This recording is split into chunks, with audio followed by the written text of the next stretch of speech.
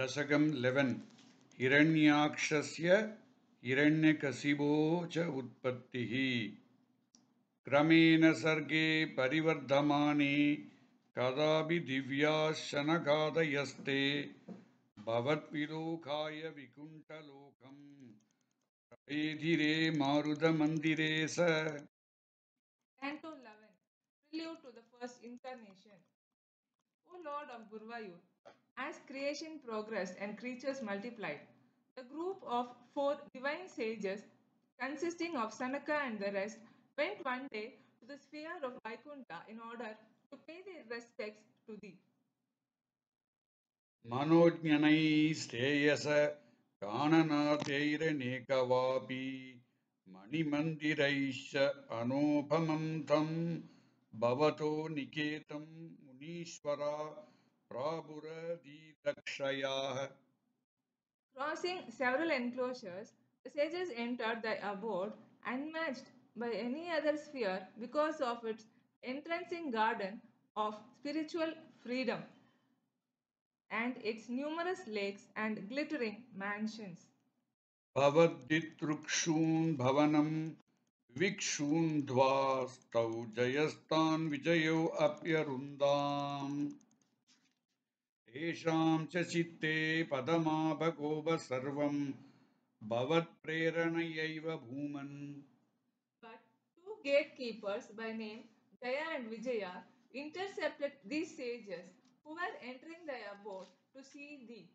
Thereupon, anger flashed in the minds of the sages.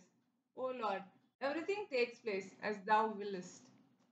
वैकुण्ठलोकानुचित रसेष्टौ कष्टौ युवां दैत्यगतिं भजेतम् इति प्रसप्तौ भवदाश्रयौ तौ हरिस्मृतिर्नो अस्त्विति नेमदुस्तान् You cruel ones, whose conduct is unbecoming of denizens of Vaikuntha, may you both be embodied as asuras. Cursed thus by the great sages, these servants of thine prostrated before them, praying that they might not lose their devotion to the Lord, even in their asura bodies. तदेतदाज्ञाय भवानवाप्तः सहैव लक्ष्म्या बहिरम्बुजाक्ष गगेश्वरां सार्वितचारुबाहू रानन्दयं स्थानभिराममूर्त्या Knowing what had happened, thou, O Lord, didst come to the entrance of thy abode, accompanied by Lakshmi and thy attendant Garuda, thy hand resting on his shoulders. The sages were delighted by thy most attractive form. प्रसाद्य गीर्भिः स्तुवतो मुनीन्द्रा ननन्यनाथावत पार्षदौ थौ सम्भ्रम्भयोगेन भवैस्त्रिभिर्मा मुपेतमित्यातकृपं न्यगादिः Pacifying the sages who began singing thy praise, thou didst tell thy two attendants under curse, who had no protector other than thyself, to come back to thee again after having spent three births as asuras, communing with thee through confrontation. द्वितीयभृत्यावदगागस्य पार्थौ सुरारिवीरा उदितौ दितौ द्वौ सन्ध्यासमुत्पादनकष्टसेष्टौ यमौ च लोकस्य यमाविवान्यौ Thereafter, thy attendants took birth as great asuras through Diti and her husband Kashyapa. Since the act of procreation took place at the prohibited hour of evening Sandhya, the twins became cruel destroyers of the worlds as if they were two new Yamas, the god of death.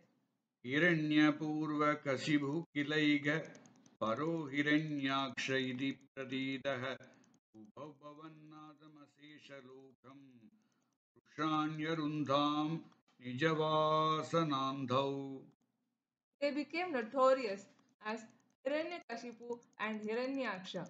Obsessed by their inherent tendencies, they engaged themselves in cruel oppression of the worlds that have thee as their master. तयोर्हिरण्याक्षमहासुरेन्द्रो रणाय धावन्ननवाप्तवैरी भवत्प्रियां क्ष्मां सलिले निमज्य शशारगर्वात् विनधन् कदावाम्. Of these two, the great Asura Hiranyaksha ranged the worlds, thirsting for battle.